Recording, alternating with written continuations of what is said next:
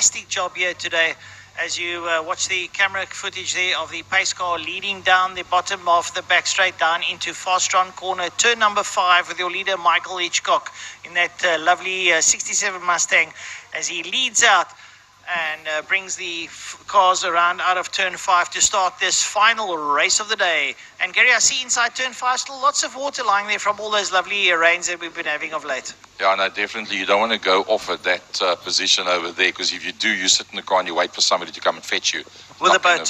Whatever their vehicle of choice might be to come and collect you. So it's going to be Michael Hitchcock and Malcolm Aiton Bogart, the two Class A cars at the front of the pack. And it's going to be Aiton Bogart that's going to get the hammer down. He's got Lotte in there behind him with the Escort, the little Mark 1 Escort. It's been around for a couple of years, ex-class champion, in fact, reigning class champion in that vehicle. He drops down to 4th position. Aiton Bogart is the quicker of the two. Michael Hitchcock drops in there behind him. And then side by side, the 2nd, 3rd, 4th and 5th cars as they work their way down towards G Energy corner.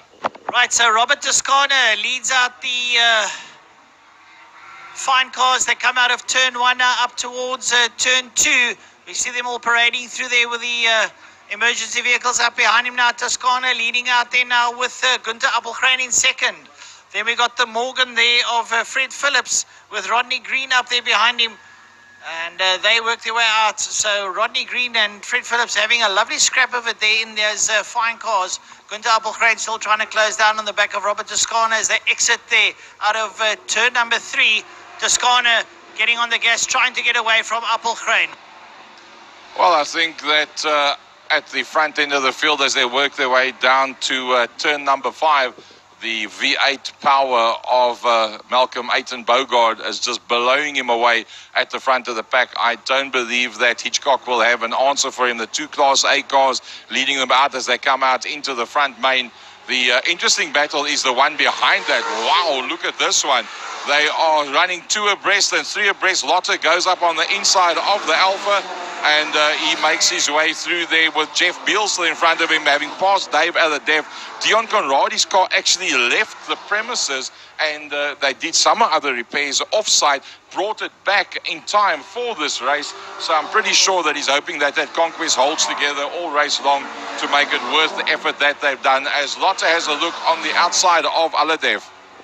Well, Wayne Lotte getting ahead there of Dave Alhadeff, dancing Dave Alhadeff in that yellow Alfa Junior, trying to stick it in there. Up behind them there, it's Dion Conradi and Herman de Kock having a right royal battle. The fine cars are really making stuff interesting here on the sharp end of the field as they work their way around there now. And Geoff Bihl keeping Wayne Lotte behind him as they come up towards turn number 4.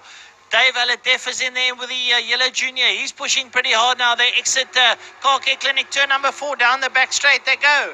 Keep an eye on this now as Geoff Bihl leads out. Wayne Lotte gets his foot firmly stuck on the floorboard of that Escort now, trying to close down on Bihl and Dave Alhadeff, that GT Junior, pedaling along there to close down on the back of Wayne Lotte, and behind them Dion Conradi and Herman de Kock. He seemed to have the legs on Conradi for the second half of the straight. Should I say on Lotte. Did Dave Alhadeff somehow or other he closed on the back of the Escort, so it looks like the top end torque is slightly in his favor, but the punchiness coming out into the straight is definitely in the hands of Lotte. As you can see, he's now onto the back of Dr. Geoff Bihl. Geoff stays on the inside line. Lotte tries to carry that pace around the outside. Alhadeff stays middle of the circuit and say, right, let's see who's going where. Who do I follow here? Bihl still leads it out, and it's pretty much a carbon copy of exactly how it looked last time, a lap back when they came up the straight. Although they've closed and opened those gaps, it's still pretty much the same as what it was a lap before. Well, Geoff Bihl, Wayne Lotte and Alhadeff having a right roll scap there through the kink left-hander down towards turn number 3. They was going to stomp on the brakes latest year to try and make it, and Lotte are late on the brakes up behind Geoff Bihl. Up the KFM straight up towards Car Care Clinic corner they go, and dancing Dave Alhadeff has a look. Wayne Lotte trying there. Look behind them there. Herman de Kock and Dion Conradi also having a good scrap of it as they exit turn number 4 down the back straight. Well, Geoff Bihl still leads out from Lotte and Alhadeff, but as you said, that battle behind them, Herman de Kock is having a pretty nice race there as well with the Conquest. It's a one-on-one that they're having going down into Cape Town corner. The three cars in front of them won't even be noticing what's happening outside of their scrap, because with Dr. Geoff Bihl under the amount of pressure that he is, knowing that Lotte is very quick coming out of the corners, knowing that Alhadeff has got that top end additional pace, he cannot ignore what's happening behind him. Look at this. In fact, what's happening behind him, Dion Conradi, the Kock climbs out with the Mark 1 Escort. That's the white with the red paintwork at the bottom, going down now into KFM corner, trying to have a look around the outside of Conradi. The two of them side by side as they go up onto the curbstones. Conradi slightly ahead of the Kock. The Kock doesn't back out. I think he's going to make it. The Kock is going to make it up the Joubert straight. Let's see who's later on the brakes. And Conradi says, nah, I can't hold on to this one. He drops in there behind the Kock with a Mark 1 Escort. Now the Kock is the man that's got a clear view of Alhadeff on Lotte, on Bihl just ahead of them. Well, to move towards the fine car leader, that's going to be Robert Toscana. He's on his way up into G Energy corner. Robert Toscana has absolutely obliterated the fine car field. He's got about a 5-second gap there over Gunther Appelgrein, who enters G Energy corner now. And Fred Phillips in the Morgan is having a fantastic day of it. The Morgan sitting right there behind that E36 BMW there of Appelgrein. So it's all happening out there now. There you see them coming up towards turn number 2. And have a look at that Morgan sitting up behind Gunther Appelgrein. And right up there behind them is Rodney Green. He's in the MGB. He's pushing pretty hard there to try and close down on the back there. So it's all happening out there between the fine cars. Well, we've got the Granada running very, very slow. That's Michael Hitchcock. That's slowed it right down, and that is going to take him out of it. I don't believe that he's going to be able to go very much further with that Granada. He slowed it right down now, going into the corner. The Kock locks up the left-hand front on the Escort as he brakes going into turn number 1. But that Granada, I think maybe he can go still 5 laps at that pace. If he's going that slow already, I can't see he's going to make it to the end. Yeah, Malcolm Bogart has definitely picked up a problem with that Ford Granada. Michael Hitchcock is down the road, and Aiton Bogart's been passed by most of the folk there. So he's definitely picked up some sort of mechanical issue. A pity, though, because he was doing pretty well. And Michael Hitchcock still leading out. He's going down the back straight down towards the Fastron corner. Is your leader, Michael Hitchcock. There you see him going down into Fastron. He is way down the road. He's uncontested at the moment. He's still got 4 and a bit laps to go now as he exits Fastron corner. The leader, Michael Hitchcock, in the Ford Mustang. He comes up towards the start-finish line now. He's going to be putting a lap on Andrea Bate. That Mustang running at a brilliant pace there. He's doing approximately 125, 126s.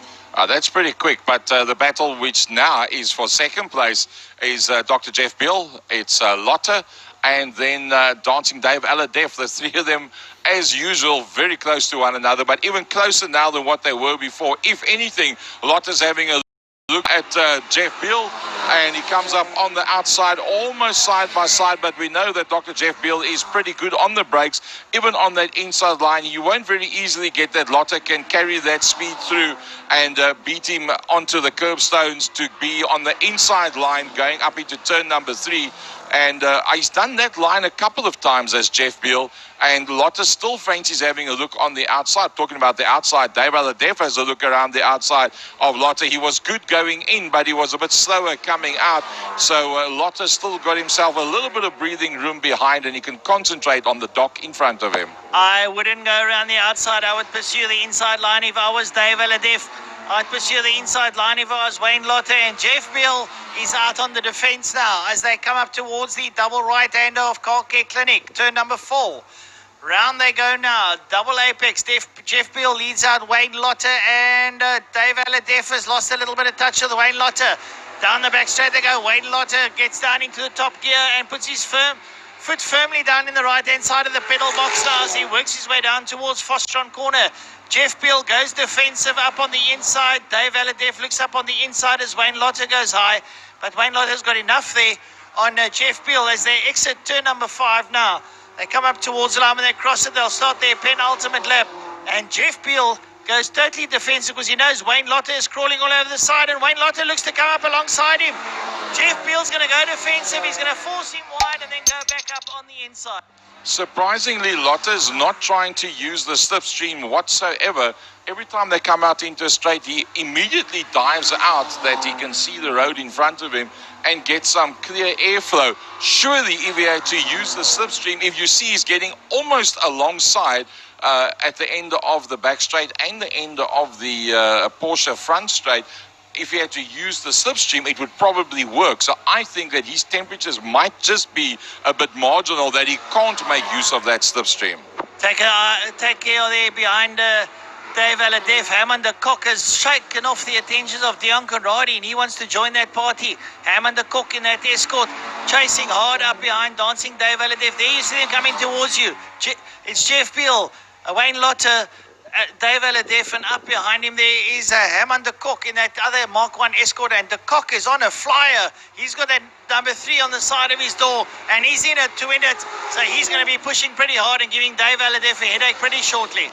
Well, it would be nice to see Michael Hitchcock, but let's be honest, he's up, dusted and disappeared. He's driven into tomorrow already. The real battle is what's now become a four-way battle coming out of Cape Town corner, Fastron.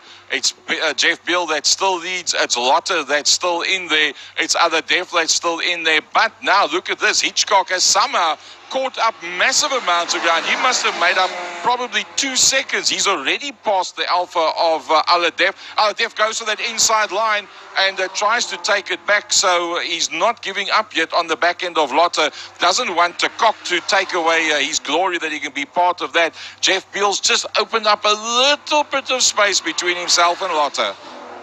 Well, we're going to go try and pick up the, while this dice is still going, we'll pick up where the fine cars are. Robert Toscana, yeah, he's coming out of turn 5 now. So Robert Toscana is still leading down the main straight here. He's the fine cars, he's ahead there. And the Morgan coming out of turn 5. The Morgan is leading the BMW. So this is a turn up for the books now, as Fred Phillips has got ahead of Gunther Appelgren. Well. Brilliant stuff now as they go over the start-finish line. And Fred Phillips is having a right royal festival today as he leads out over Gunther Appelgren going into turn number 1. Well, back to that second, third, fourth and fifth place battle. It's going down the back main, going down into turn 5. And I see there's a waved flag that is going to be coming up as they come out into the front main. Geoff Bihl has taken Lotte with him and pulled away from Alhadeff, who has been caught by de Kock. And de Kock's obviously slowed up Alhadeff's progress in making. He's already passed him once. Alhadeff going for the move to get that position back when they went down into a KFM corner on the last time. Well, 2 by 2, here they go now. And it's Bihl on the inside, Lotte on the outside. Behind that, Lotte touches the dirt on the outside.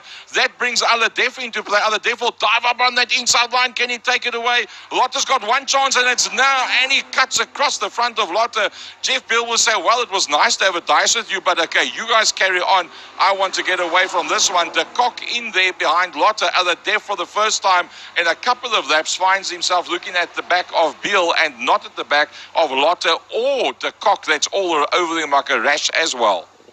Well, Dave Alhadeff saw Wayne Lotte touch the dirt there. He's taken it away. And we're nearing flag time. Out of turn 5 comes your leader. I think that's Michael Hitchcock. Michael Hitchcock will get the flag. He comes out of turn number 5 down towards the line. Michael Hitchcock in the Ford Mustang. He will take line on as he crosses it. He gets checkered flag. So Michael Hitchcock crosses the line. And, well, we're going to have to wait for the rest of the field to come through. And we'll try and pick up that royal scrap now. There they are going down into turn 5. It's Dr. Geoff Bihl is going through the apex. He's up, dusted and disappeared. He's got away from the other 3. So I think Geoff Bihl is going to definitely take that second place. Now, Francois, it's Alhadeff from Lotte, from de Kock up to the line. Well, have a look at Wayne Lotte as he comes up alongside Dave Alhadeff, and Lotte takes it from Alhadeff and de Kock. A brilliant drive to the line. So Wayne Lotte takes third from dancing Dave Alhadeff and Herman de Kock. What a fantastic rumble in the jungle that was. We pick up the leader of the fine cars, Robert Toscana. He's going down into Fastron corner. in that little MX-5. He has prevailed over the 6 cylinders. Fantastic drive there from Robert Toscano. He will come over the line pretty shortly as he exits turn number 5. The Morgan has got ahead of the BMW. Gunther Appelgren's BM is not doing what it should be doing. Robert Toscano now up towards the line. He comes. Toscano in that little MX-5. What a great outing by him today. He takes line honors. And then we see the Morgan coming out of turn number 5. And a brilliant drive there from Fred Phillips as he leads Gunther Appelgren, and then James O'Tear across the line. He's a lap down, followed there by Gunther Appelgren. Some fantastic racing here today, Gary. That was really good, I must say. 30 thousandths of a second was what was in that 3-car battle. 32 thousandths Dave Alhadeff, and then Herman de Kock 90 thousandths of a second. Not even 100th of a second, and that's how close the three of them were. They came across the line. So Peugeot Trusty, Fine and Millstock Pre 1980, 1990, their race number 3. That was very, very nice to watch, I must say. One of the nicest races I've seen them doing for a pretty long time. Class A was Mike Leachcock. Class B